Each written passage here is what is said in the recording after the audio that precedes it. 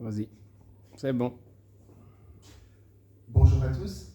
Donc, je me présente, je suis Amaury Delannoy et je suis ici à la commune de Frasnes, échevin de l'environnement. Donc, en cette qualité, je vais présider cette réunion.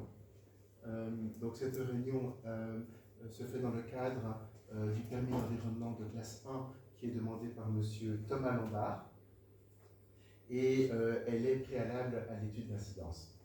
Donc, on va peut-être commencer par un tour de table pour que chacun ici, dans cette salle, puisse faire connaissance et se présenter.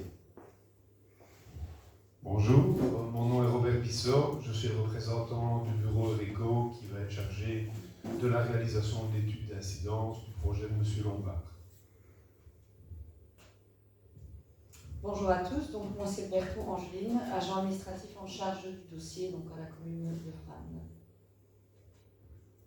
Bonsoir, je m'appelle Aurélie Mailleux, je suis la femme de Thomas Lombard.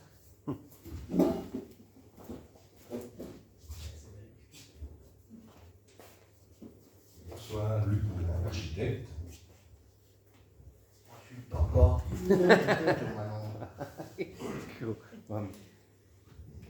Edwige Van Merwag. Émile Denis. Lombard.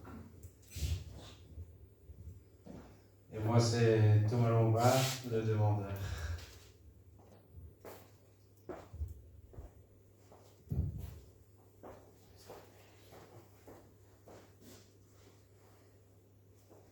Merci Thomas.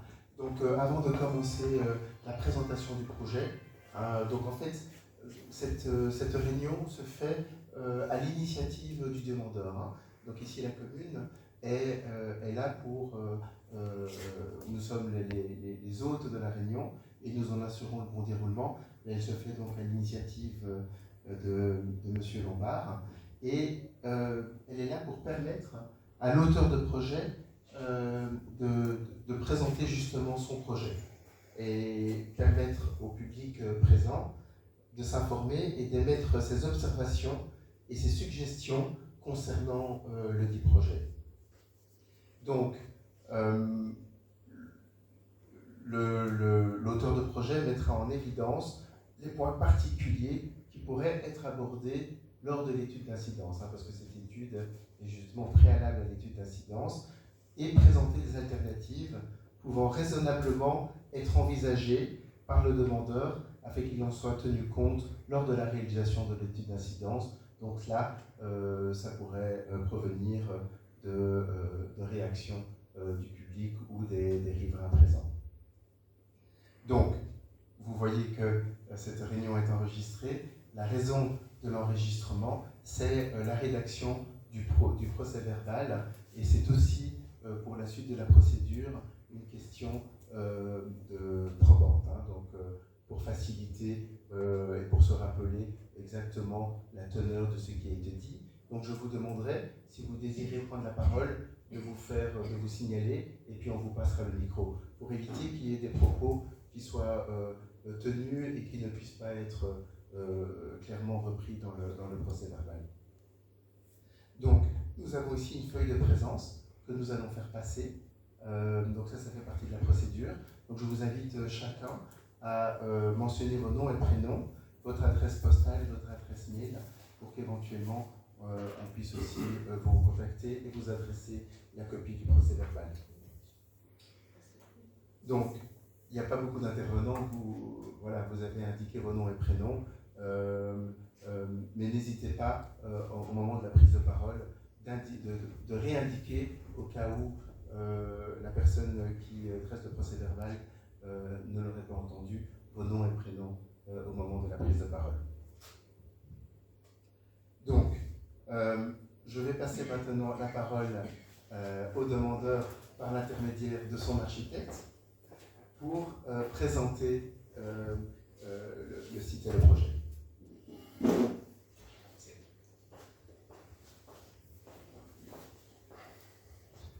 Merci. On va mettre les différents slides. On va mettre ici. Ouais.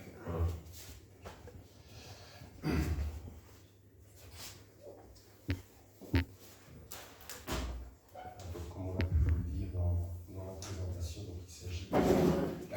construction d'un poulailler. Vous êtes riverain, donc vous connaissez déjà une première phase qui a été faite il y a 5 ans, plus ou moins. 2018. 2018.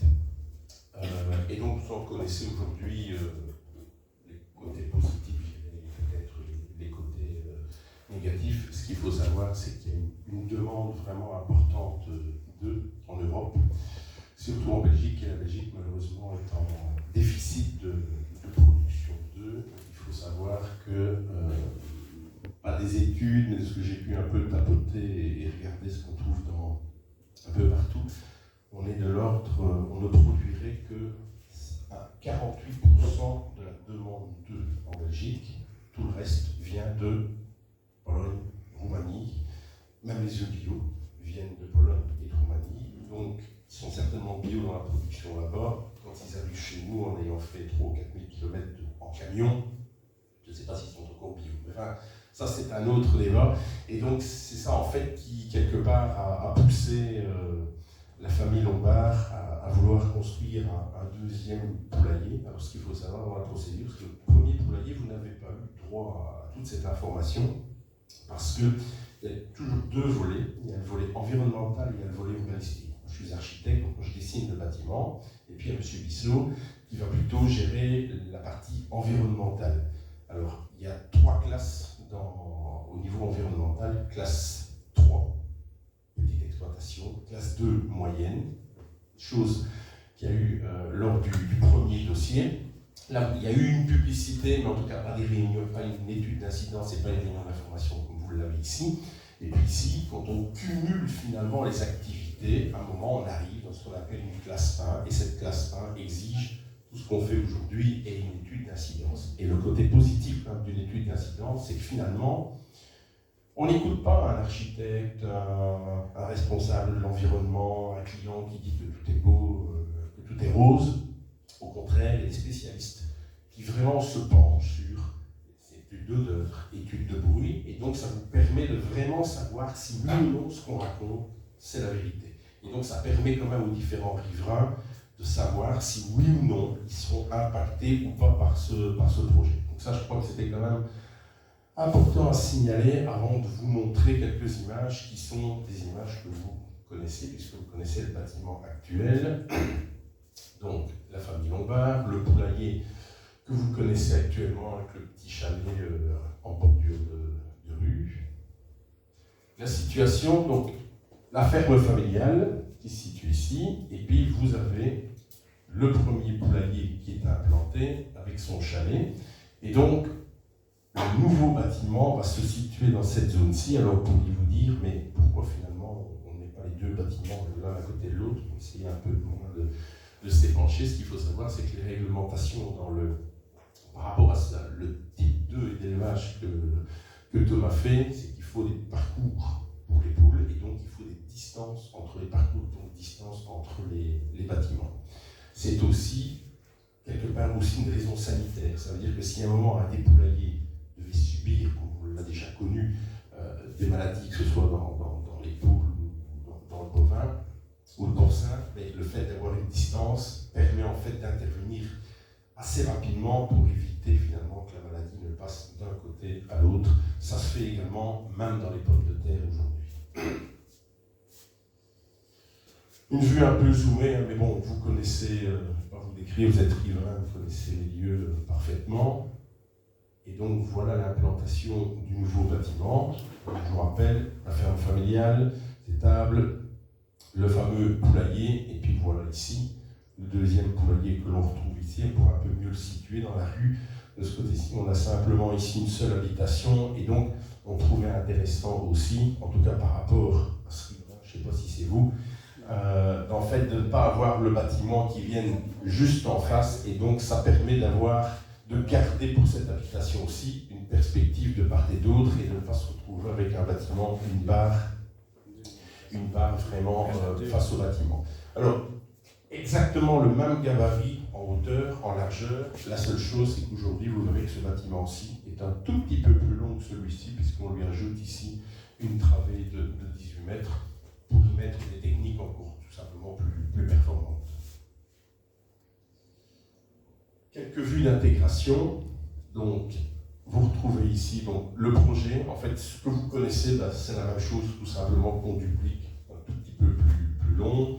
On a la vue quand on arrive de la ferme, ça c'est quand on arrive de la ferme familiale. Ici, on est donc un petit peu en élévation. Vous voyez que dans le permis, il y a également une proposition d'implantation de végétalisation en bordure de voirie pour tenter de diminuer légèrement l'impact des bâtiments et donner un côté un peu plus vert et un peu plus agréable quand on arrive ici en bordure le long de la route.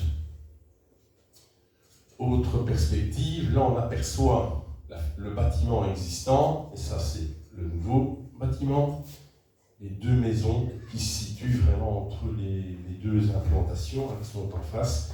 Et ici on a une vue qui est prise encore un petit peu plus loin dans la rue. Différentes vues, bon, vous voyez les matériaux identiques à ce qui existe.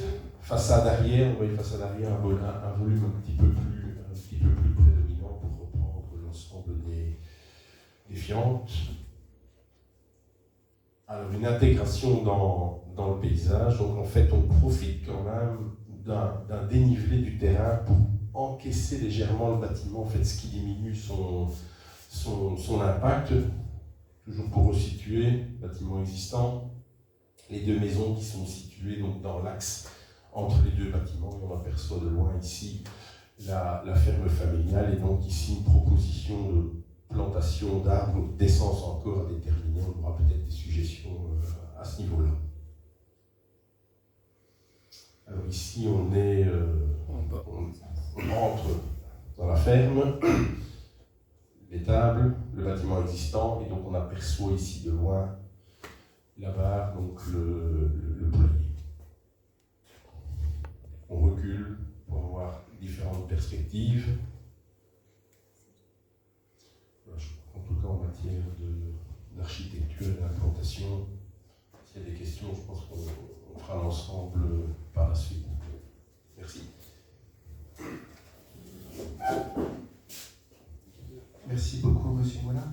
Je vous invite peut-être d'abord dans un premier temps à voir s'il y a des questions immédiatement, parce que sinon, je vous inviterai à présenter la méthodologie qui sera suivie dans l'étude d'incidence, sauf si dans le public ou dans l'assemblée, quelqu'un désire poser une question. Par contre, peut-être juste parler un petit peu du projet de déplacement de sentier. Ouais. Parce que c'est dans le cadre de l'implantation du bâtiment et il faudrait peut-être en parler un petit peu. Oui. On va peut-être retourner sur l'implantation. Je ne suis pas sûr qu'à cette échelle-là, sur l'implantation, donc effectivement, il y a un sentier. Ici. Ici. Là. Donc, actuellement, c'est un sentier qui n'existe plus, qui existe uniquement sur la cartographie. Par contre, en réalité, plus personne ne l'emprunte.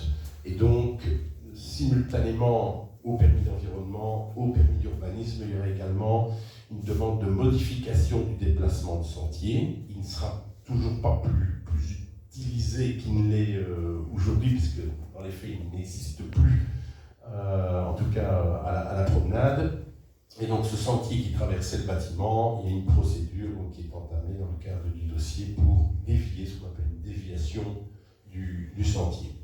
Il y a plusieurs hypothèses, plusieurs solutions. Soit on demandait une déviation, soit on demandait purement et simplement la suppression, ce qui se fait parfois dans certains cas. Bon, ici on avait la possibilité de le supprimer, c'est vrai qu'il n'est plus utilisé aujourd'hui, qui sait, peut-être demain. On avait la possibilité en tout cas de le dévier, donc c'est la solution la plus simple, c'est celle-là qui a été choisie.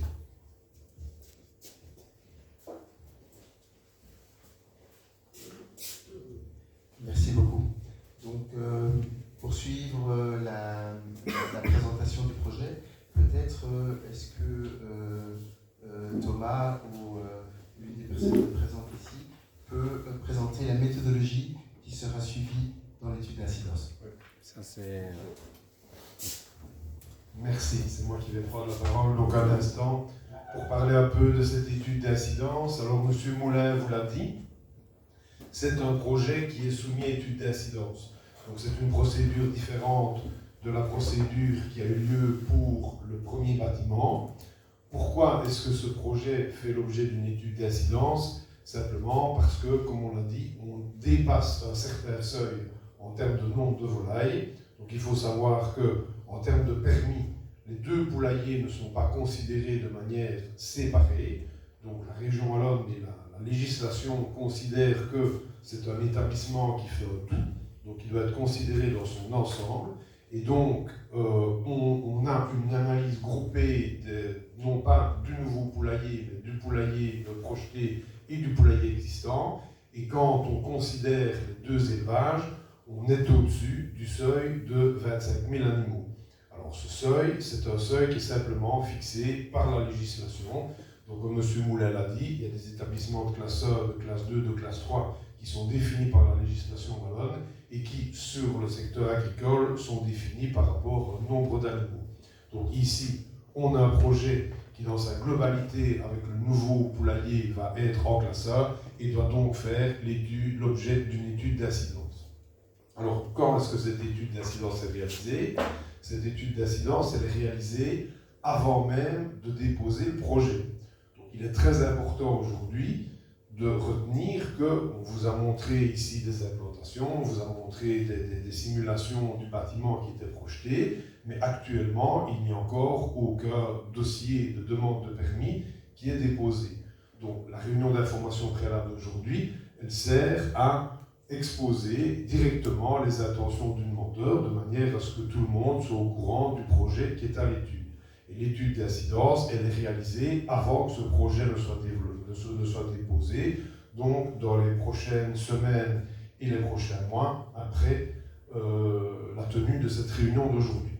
Alors comment est-ce que cette étude est réalisée? Elle est réalisée sur base de l'analyse de l'établissement, de l'analyse du contexte environnemental et du projet d'extension tel qu'il vous a été présenté. Alors ce projet, bien sûr, nous allons, dans le cadre de l'étude d'incidence, l'analyser plus en détail, de manière à ce que l'étude puisse caractériser la totalité des flux qui vont être liés au nouveau bâtiment et à l'ensemble qui va former avec le bâtiment existant, et ce qui permettra d'en caractériser les impacts.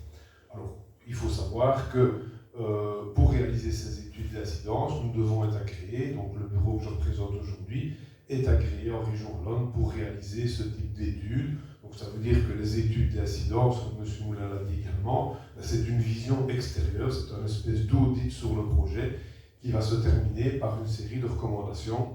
On va en parler. Alors, je pense qu'il est utile pour bien resituer les choses, de faire un petit rappel de la procédure globale qui commence aujourd'hui. Donc, comme je vous l'ai dit, il n'y a pas de dossier qui est déposé. Nous sommes dans une phase simplement d'information préalable.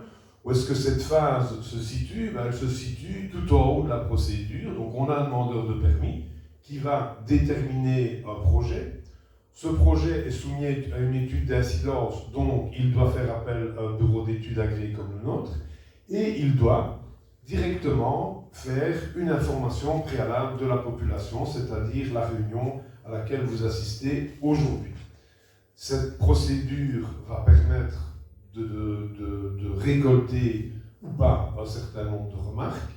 Ces remarques, elles seront transmises au collège communal, aux demandeurs, et elles nous viendront également pour la réalisation de l'étude d'incidence. Nous devrons donc en tenir compte. Nous transmettrons les conclusions de l'étude d'incidence aux demandeurs, et sur base de ces conclusions, le demandeur, donc M. Lombard, va établir son dossier de demande définitif. Donc ça veut dire que nous sommes au-dessus de tout ce cheminement qui va permettre d'arriver au dossier de demande qui sera finalement déposé par M. Lombard, et ce dossier de demande, d'une part, sera transmis aux administrations de la région wallonne, donc au service public de Wallonie, d'une part les gens qui s'occupent de l'urbanisme et de la construction, puisqu'il y a construction de bâtiments, et d'autre part les gens qui s'occupent des problématiques d'environnement, puisqu'il faut un permis d'environnement pour exploiter le bâtiment. En parallèle, le dossier de demande sera également remis en enquête publique. Donc ça veut dire qu'aujourd'hui, nous sommes uniquement dans une phase d'information préalable pour que la population soit au courant du projet qui va être étudié chez M. Lombard, mais que ce projet définitif, il se retrouvera en enquête publique quand le dossier de demande de permis aurait été déposé d'ici quelques mois. Sur base de toute l'instruction, de l'enquête publique, des instructions des administrations, etc., un rapport de synthèse sera transmis à la commune qui, sur cette base-là, prendra sa décision qui est toujours sur laquelle il existe encore un droit de recours au gouvernement, soit par le demandeur parce qu'il n'a pas eu satisfaction, soit par un des riverains qui s'estimerait lésé dans le cadre de la délivrance du permis. Donc, comme je vous l'ai dit, nous sommes tout au-dessus de cette procédure, dans une réunion d'information préalable qui permet d'ores et déjà de vous informer du projet, voilà, et qui vous permet d'ores et déjà également d'émettre des remarques. Ces remarques peuvent être émises lors de la réunion ici, puisque un procès-verbal sera établi et que nous-mêmes nous en prenons note pour la réalisation de l'étude d'incidence, mais elles peuvent également être formulées par écrit au collège communal dans les 15 jours qui suivront la réunion, période pendant laquelle le film de la réunion et la présentation seront disponibles en ligne, comme on vous l'a expliqué tout à l'heure. Alors, 2 mots de cette étude d'incidence que nous allons réaliser. Cette étude d'incidence, aujourd'hui, elle n'est pas réalisée, puisque nous sommes dans une réunion d'information préalable. Elle sera disponible au niveau de l'enquête publique qui suivra le dépôt du dossier de permis d'ici quelques mois. Qu'est-ce que vous allez y trouver si vous allez consulter cette étude? Vous y trouverez d'une part une situation de référence, une analyse des contraintes environnementales qui pèsent sur le site, donc au sens large. Quelle est la nature des eaux souterraines, quels sont les ruisseaux qui sont les plus proches, est-ce qu'on a des réserves naturelles, des sites de grand intérêt biologique, quelle est la proximité de l'habitat, quel est le cadre bâti qu'on retrouve aux alentours, quelle est la sensibilité paysagère de la zone, quels sont les problèmes éventuels de mobilité de charrois, on a parlé de la problématique des sentiers tout à l'heure, cette problématique évidemment elle est également reprise dans l'étude d'incidence en disant attention, on confirme qu'il y a bien un sentier à cet endroit-là et que donc il doit être pris en compte dans le cadre du projet définitif. Donc ça c'est une première chose, c'est une analyse de l'environnement local. La deuxième chose, c'est une description, une analyse du projet. Donc vous avez vu ici une présentation de l'avant-projet. Cette présentation, elle sera détaillée dans le cadre de l'étude d'incidence, avec la présentation détaillée du bâtiment, des différents équipements et de la manière dont ce bâtiment va être exploité. Sur cette base-là, il y aura une évaluation des incidences qui sera réalisée, simplement en analysant les différents flux qui auront été identifiés et en les mettant en rapport avec les sensibilités environnementales du site. Le cas échéant en établissant des calculs ou des simulations qui permettent de voir si on est dans les clous par rapport à toute une série de valeurs de référence disponibles. Et enfin, au terme de l'étude d'incidence, on va terminer en proposant au demandeur toute une série de mesures d'amélioration qu'il va pouvoir intégrer à son dossier de demande définitif. Alors, ces mesures, est-ce qu'elles vont être d'application légale? Pas forcément. Elles peuvent être tout à fait indispensables à intégrer dans le projet définitif si elles résultent d'une disposition législative. Il faut savoir qu'il existe en région wallonne toute une série de conditions légales d'exploitation pour les établissements. Bien évidemment, si dans le cadre des études d'incidence, on analyse la conformité de l'établissement à toutes ces conditions d'exploitation, si certaines conditions d'exploitation ne sont pas rencontrées, il y a des recommandations dans l'étude d'incidence et le demandeur doit bien évidemment s'y conformer puisque ce sont des obligations légales. Pour prendre un exemple qui ne s'applique peut-être pas nécessairement ici, on a des impositions par rapport à des stockages par exemple de mazout. On peut avoir des stockages de mazout parce que ce sont éventuellement, si on a un dispositif pour alimenter un dispositif de chauffage, bien évidemment, on analyse toujours si les conditions légales qui doivent être appliquées pour ce type de stockage sont respectées ou pas. Si elles ne sont pas respectées, une modification doit être réalisée par le demandeur. Maintenant, on peut aussi avoir des recommandations qui ne sont pas des recommandations qui vont résulter d'une obligation légale, qui vont plutôt être des recommandations de type technique. Ça peut porter par exemple sur des aménagements extérieurs pour l'organisation des plantations, sur l'utilisation de certains matériaux, sur la hauteur des silos, des choses comme ça. À ce moment-là, le demandeur doit pas forcément respecter, il a peut-être de bonnes raisons pour ne pas respecter ces mesures et ces recommandations de l'étude d'incidence, mais il doit s'en expliquer et le justifier dans le dossier de demande. Donc ça veut dire que le dossier de demande définitif que vous irez voir à l'enquête publique d'ici quelques mois, il va comprendre le projet définitif qui sera déposé par M. Lombard, il va comprendre notre étude d'incidence, et il va également comprendre une note qui va exposer la manière dont les recommandations de l'étude d'incidence ont été prises en compte ou pas par le projet final tel que soumis à permis. Donc voilà en gros le cheminement qui se met en œuvre et qui se met en route à partir d'aujourd'hui. Je vous rappelle donc qu'il y a des observations qui peuvent être communiquées dès à présent et qui seront notées. Il y a également la possibilité d'écrire dans les 15 jours au collège communal avec les recommandations qui seraient, ou les observations ou alternatives qui pourraient être formulées. Et il y a la possibilité maintenant, en plus, d'aller voir la vidéo de la réunion sur le site internet de la commune. Je vois qu'il n'a pas été précisé ici, mais que je pense vous pourrez trouver assez facilement.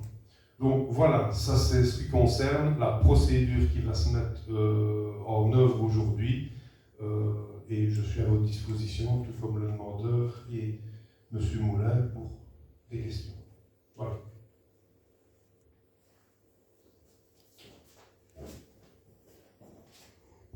Merci beaucoup, monsieur, pour cette présentation.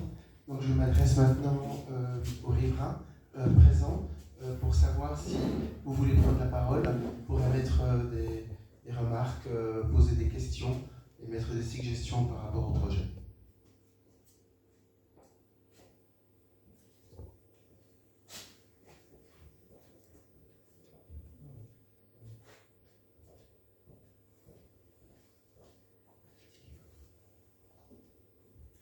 Edwige Van Merhaeg. On avait juste une petite question parce qu'on s'était posé une fois l'interrogation en promenant le long de la prairie et tout ça dans le fossé. On avait constaté qu'il y avait tout un tas de coquilles d'œufs. Et donc on se demandait comment c'était arrivé jusque dans le fossé qui longe la route. Ouais, moi je vais répondre. Donc voilà, c'est en fait au nettoyage de la machine, quand on a des problèmes de machine qui ramasse les œufs, la machine, si vous voulez, vous pouvez une fois venir voir, elle tourne assez vite et quand il y a un œuf qui se lâche, ça va dans par terre, on fait le nettoyage de la machine, ça va dans un caniveau et on relâche. Mais maintenant que mon épouse, elle est maintenant. C'est elle qui s'occupe de la machine, donc... Oui, et donc on s'est rendu compte en remplissant le distributeur du coup que quand on nettoyait ça allait dans le caniveau, ça se retrouve au fossé.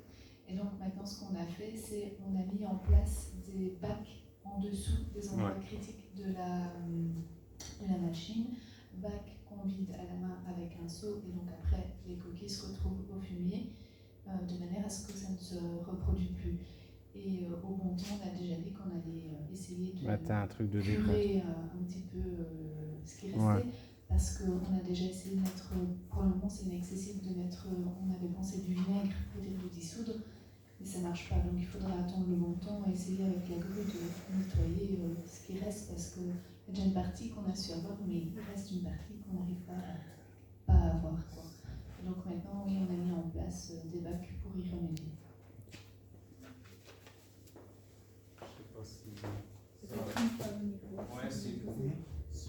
C'est juste à la machine, comme si vous voulez, vous pouvez une fois venir voir, c'est un peu c'est du nettoyage, mais que normalement on pourrait faire pour le bien une citerne qui décante comme le système d'une station d'épuration. Le top, ça serait ça, mais ça va peut-être flotter. C'est pas l'idéal. Ouais. C'est peut-être mieux que le micro.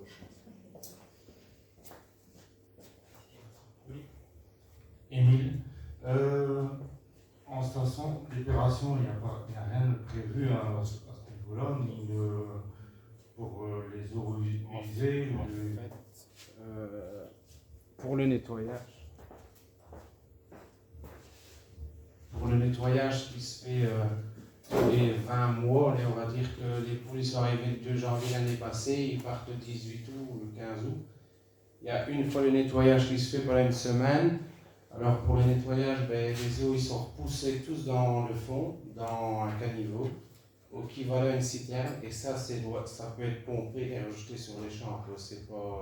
C'est de la matière organique, donc allez, ça c'est des fientes, mais c'est des fientes qui sont, allez, on peut les épandre, quoi, mais allez, ça c'est pas, et là, le nettoyage de la machine, ça c'est tous les jours, quoi, mais parfois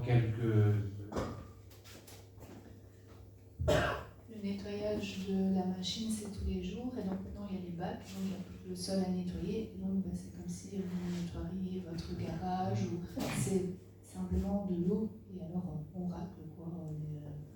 Mais il n'y a plus d'œufs cassés, vu que ça se retrouve dans les bacs. Donc ça part il y a juste le béton qu'on nettoie, mais il n'y a même pas de jaune de blanc d'œuf. faire les œufs avant Au les petits sol, voisins. c'est juste nettoyer un petit peu le béton.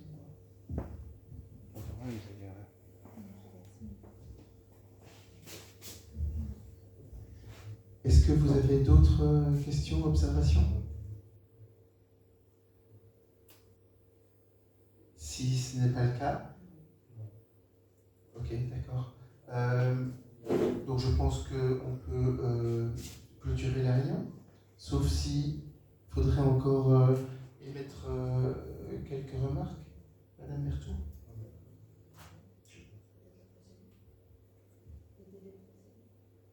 Les délais de procédure. Les délais de procédure à partir du moment. Ah oui.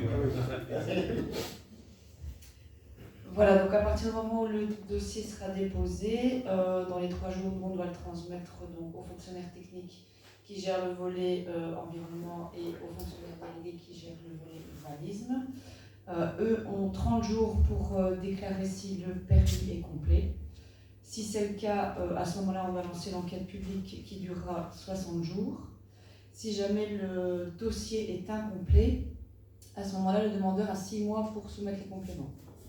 Donc voilà, de toute façon, le délai commence à partir du moment où le dossier est déclaré complet et la décision doit intervenir dans les 140 jours s'il n'y a pas eu de prorogation de 30 jours par le fonctionnaire délégué et le fonctionnaire technique. Voilà, ça c'est au niveau des délais de procédure. Bon, ben je vous remercie bien. Je remercie Monsieur Lombard d'être venu et d'avoir organisé cette réunion pour présenter son projet. Je remercie toutes les personnes qui ont contribué à la bonne tenue et merci aux habitants d'Anvin qui étaient présents à cette réunion. La particularité de ce dossier, c'est qu'il y a donc une modification de voirie. Donc après l'enquête publique, les délais d'instruction seront gelés le temps d'obtention de la décision relative au déplacement de sentier demandé. Et puis à ce moment-là, les délais reprennent au niveau de la région Wallonne. Et là, il n'y a pas de délai. Non. Pour la suspension, il n'y a pas de délai. Non, ça non. dépend de l'administration. Généralement, le conseil se réunit tous les mois, donc ça devrait aller relativement vite à ce niveau-là. Peut-être un mois en plus, voire un mois et demi, mais sinon, voilà. Voilà, bonne soirée, merci à tous pour la bonne tenue de la réunion. Merci beaucoup. Merci.